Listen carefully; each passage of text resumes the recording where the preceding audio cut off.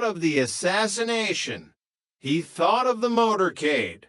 Well, Dell said, trying to be clever, when he was assassinated in 1963, he was in a terrible state.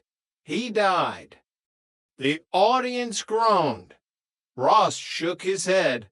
I need one of the three options, Derek, Texas, Florida, or California.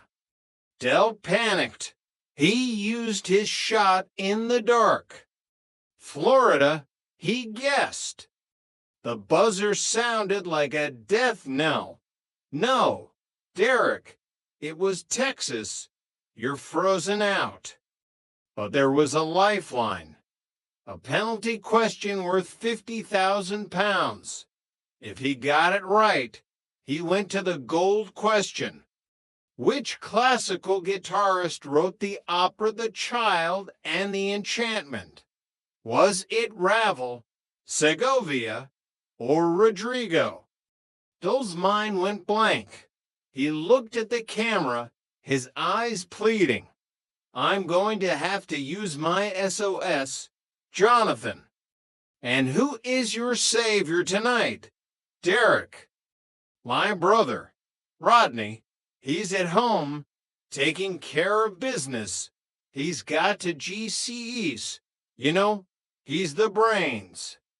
Chapter 7, The Ravel Disaster. Back in the flat, the phone rang. Rodney snatched it up.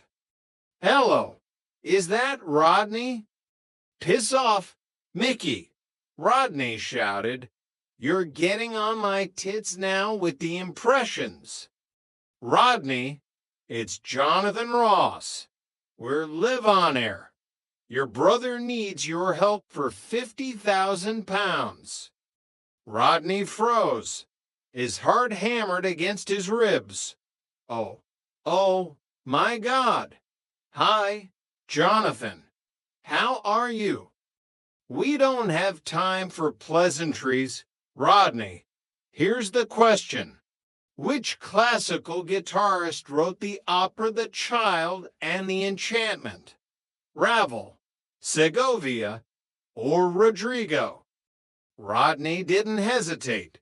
He had studied art. He had executive stress music.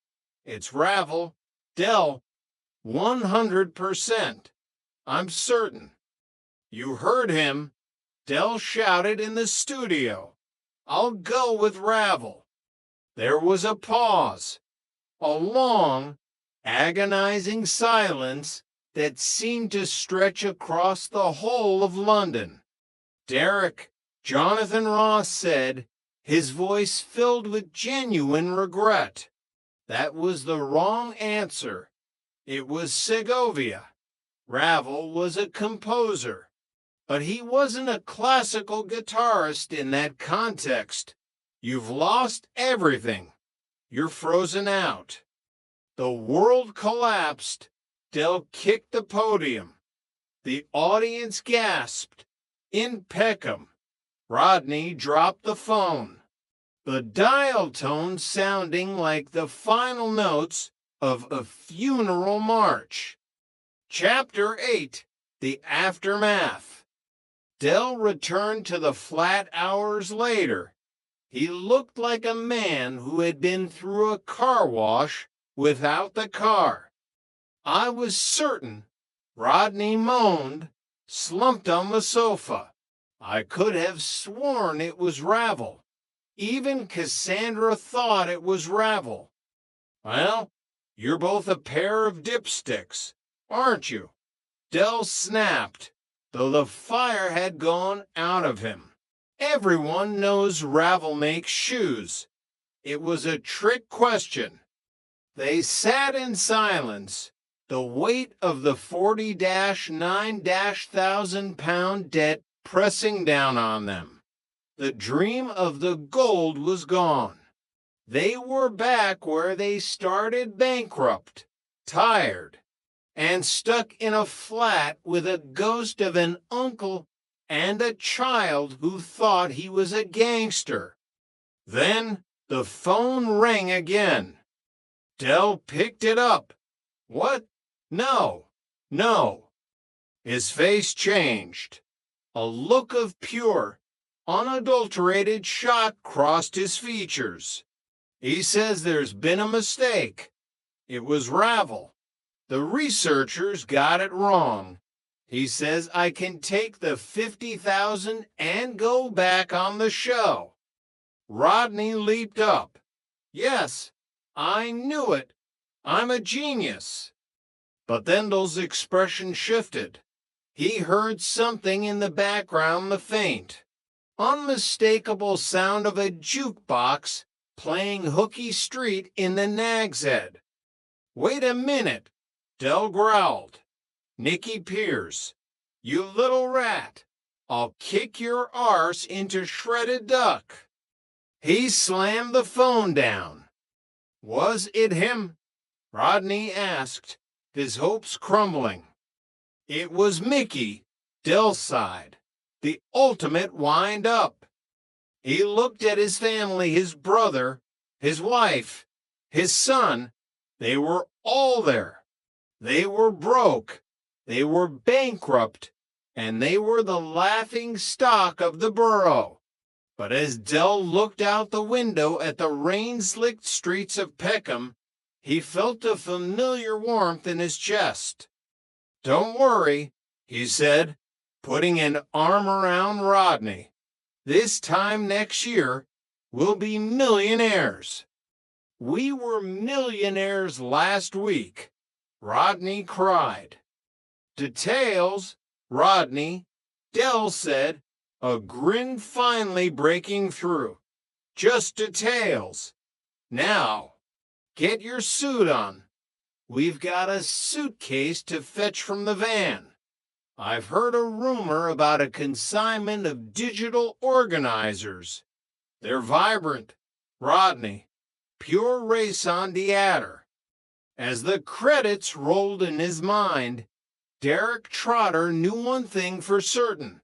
As long as there was a deal to be made and a brother to wind up, the Peckham Phoenix would always find a way to fly. Chapter 9, The Glass House and the Peacocks. To understand the pain of the present, one had to truly grasp the absurdity of the past.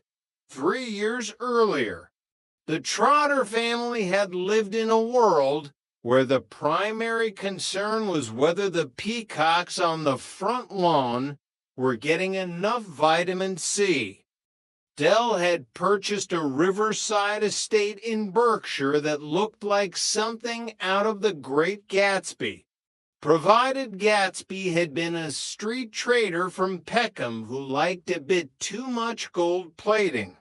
There were marble floors that were so slippery Raquel had to wear grippy socks, and a chandelier in the hallway that was so large it had its own weather system. Look at this, Rotters, Del had shouted, gesturing to the sweeping views of the Thames. A man of my stature needs a river. It provides ambience.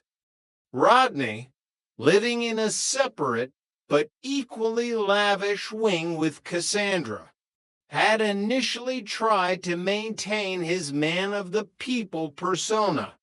It was hard to complain about the plight of the working class when you were eating caviar off a silver platter while a man named Benson, who was actually just a local lad Del hired to wear a tuxedo, polished your BMW.